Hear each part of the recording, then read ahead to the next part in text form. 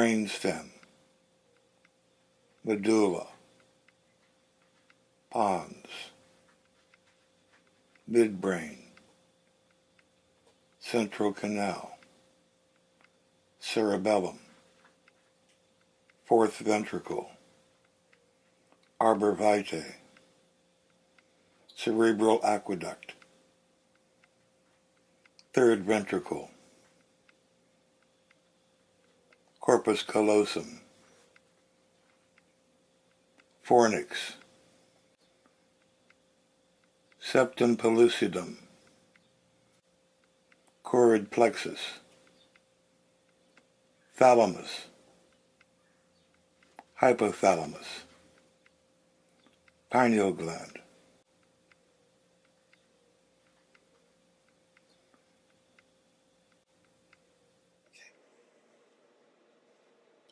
Now that we've reviewed all the external brain regions, we can take apart the model and review some of the structures that are viewed in this sagittal section of the brain.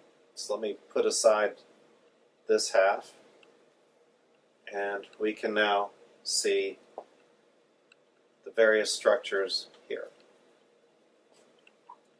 From the sides, we can see again the medulla and the pons, and above the pons is this area called the midbrain.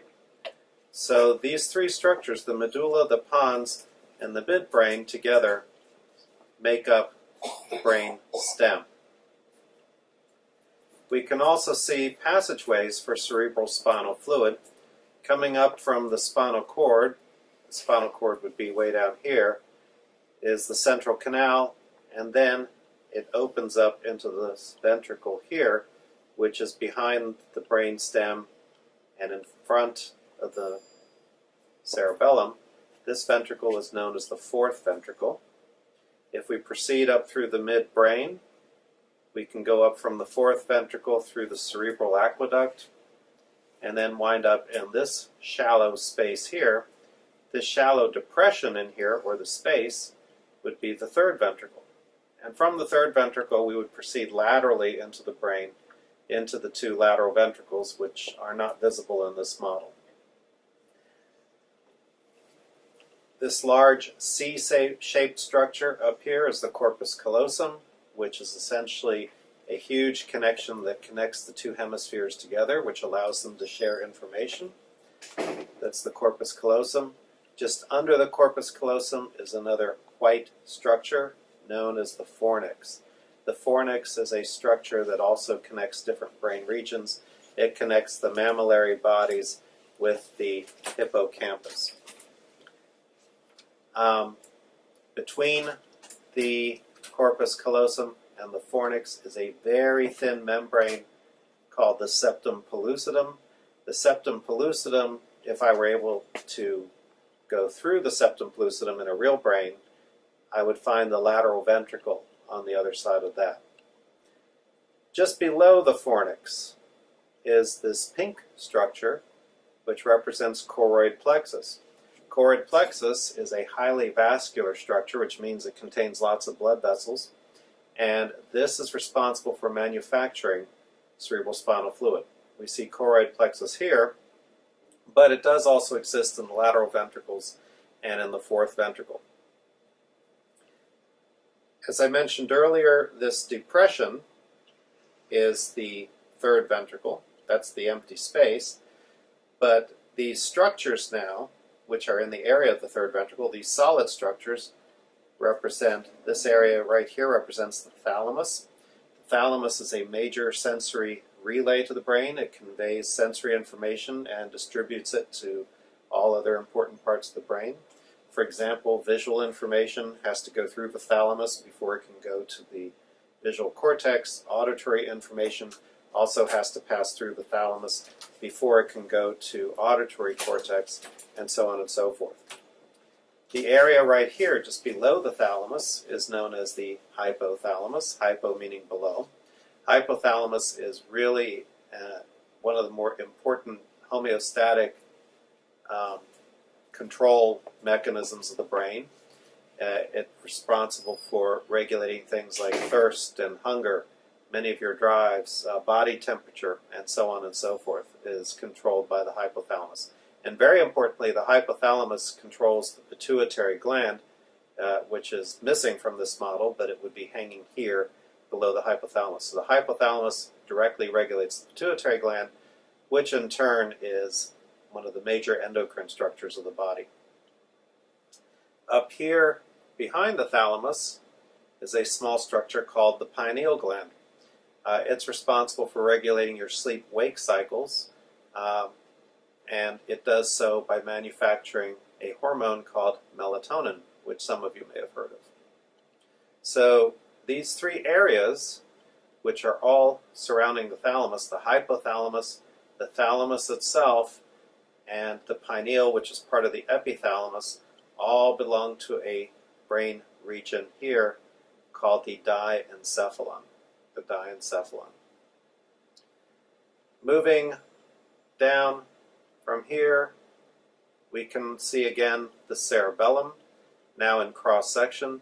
You can also see that the cerebellum has gray matter and white matter. The white matter is represented by this branching white tree-like structure on the model, and the white matter of the cerebellum is called the arbor vitae because of its resemblance to the branches of a tree. So just to review once again, we have the Corpus Callosum up here, which connects the hemispheres, the Septum Pellucidum, which is a thin membrane separating the lateral ventricles, the Fornix, which connects the mammillary bodies with the hippocampus, the pink choroid plexus, which manufactures cerebral spinal fluid, the thalamus area, which is a major sensory relay conveying sensory information to different brain regions, the hypothalamus here, which is a homeostatic mechanism for the brain, and it controls the pituitary gland and many of your drives and things like body temperature, the pineal up here, which regulates your circadian rhythms, your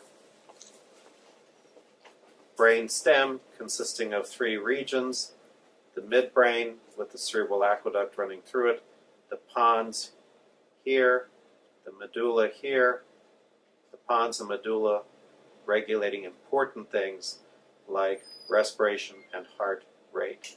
The cerebellum in the back, which is helpful in regulating coordination and balance.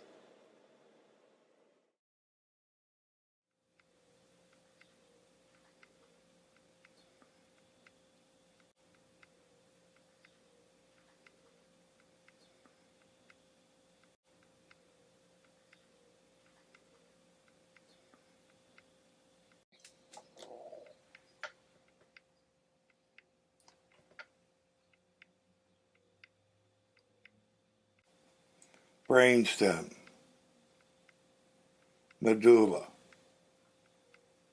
pons,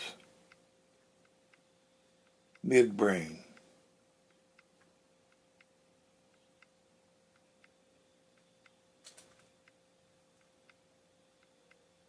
central canal, cerebellum, fourth ventricle, arbor vitae, cerebral aqueduct, third ventricle,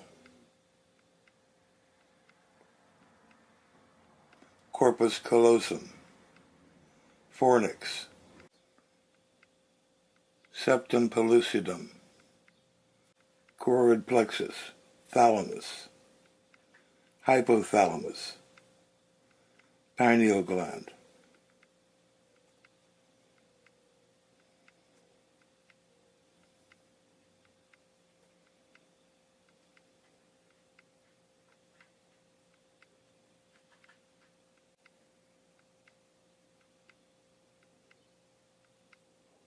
Brainstem, medulla, pons,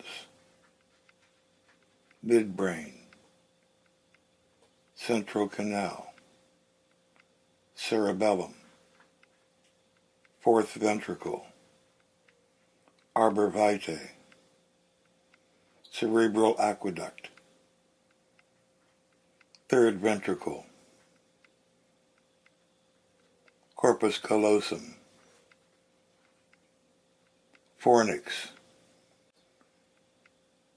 Septum Pellucidum. Choroid Plexus. Thalamus. Hypothalamus. Pineal Gland.